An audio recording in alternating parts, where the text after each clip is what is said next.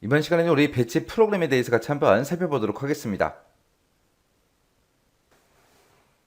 자, 우리 배치 프로그램이요. 여기 보게 되면 이제 배치라는 말이 나와요. 요 배치라는 요 말은 데이터를 일정 기간, 일정 양 동안 모아서 한꺼번에 처리하는 그런 방식을 보고 우리가 배치 처리, 그렇게 이제 부르는데, 여기 보니까 이제 배치 프로그램이라고 나왔어요.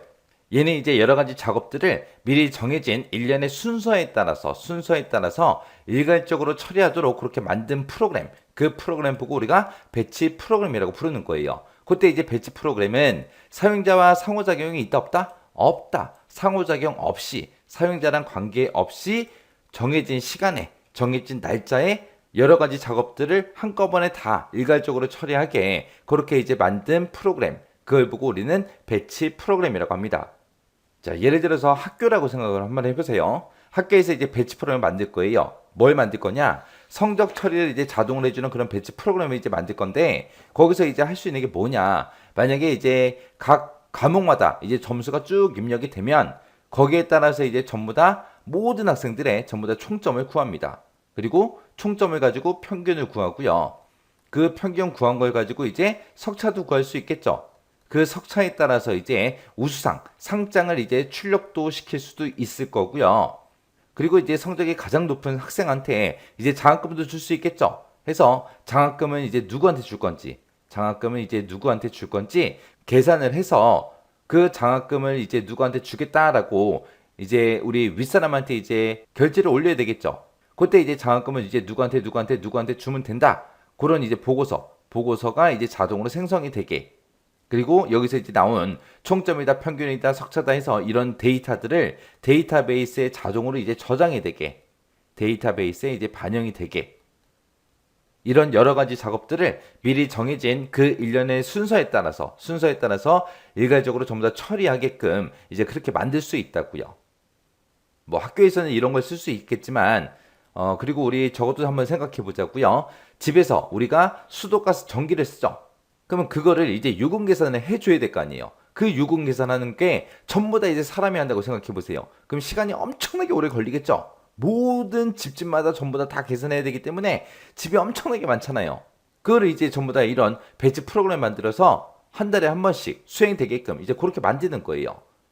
만약에 이제 한국전력공사다. 그러면 거기서 이제 각각 집집마다 이제 전기를 얼마 썼는지 전부 다 체크를 해야죠. 하고 나서 그걸 가지고 이제 요금을 매기고, 그 요금을 매겼으면 요금 매기는 거에서 끝나는 게 아니라 뭘 해야 돼요?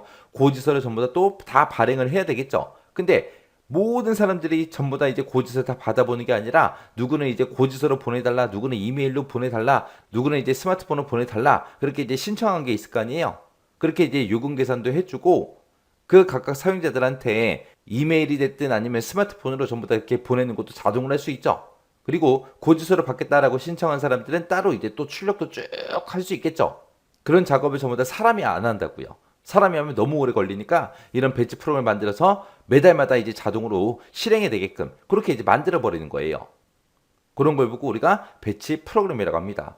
그때 이제 배치 프로그램의 필수 요소 좀 보자고요. 이 필수 요소를 보게 되면 대용량 데이터다, 그 다음에 자동화다, 그 다음에 경고성이다, 안전성, 신뢰성이다, 그 다음에 성능이다 하고 이렇게 이제 5가지가 있습니다. 대용량 데이터다라고 하게 되면 말 그대로 데이터가 엄청나게 많을 거 아니에요. 그런 대량의 데이터를 가져오기도 해야 되고요. 전달도 해야 되고, 우리가 계산도 해야 되고, 이런 처리가 가능해야 된다. 그게 이제 대용량 데이터고요. 그 다음에 자동화다라고 하게 되면, 자동화라는 거는 사용자의 개입 없이 지가 알아서 매달마다 정해진 시간에 수행이 돼야 된다. 그거예요.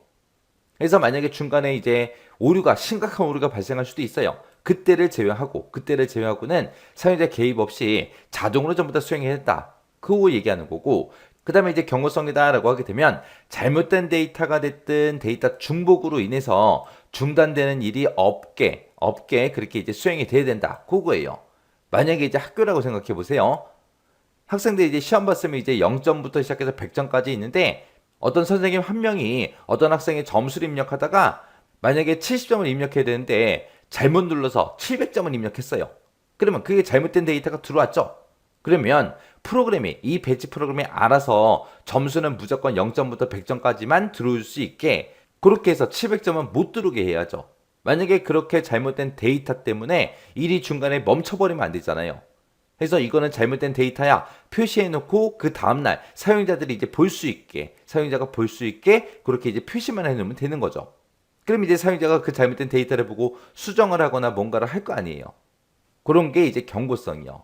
이렇게 이제 잘못된 데이터나 데이터 중복으로 인해서 중단되는 일이 없게 수행이 된다. 그게 이제 경고성을 얘기하는 거고, 그 다음에 안전성, 신뢰성이다라고 하게 되면 만약에 오류가 발생을 했어요. 오류가 발생하게 되면 그게 어디서 발생인지 그 위치가 됐든 시간이 됐든 이런 것들을 우리가 추적할 수 있게 그렇게 이제 만들어줘야 돼요.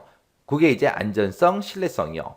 그 다음에 이제 성능이다라고 하게 되면 성능이라는 거는 다른 응용 프로그램의 수행을 방해하면 된다, 안 된다? 안 된다.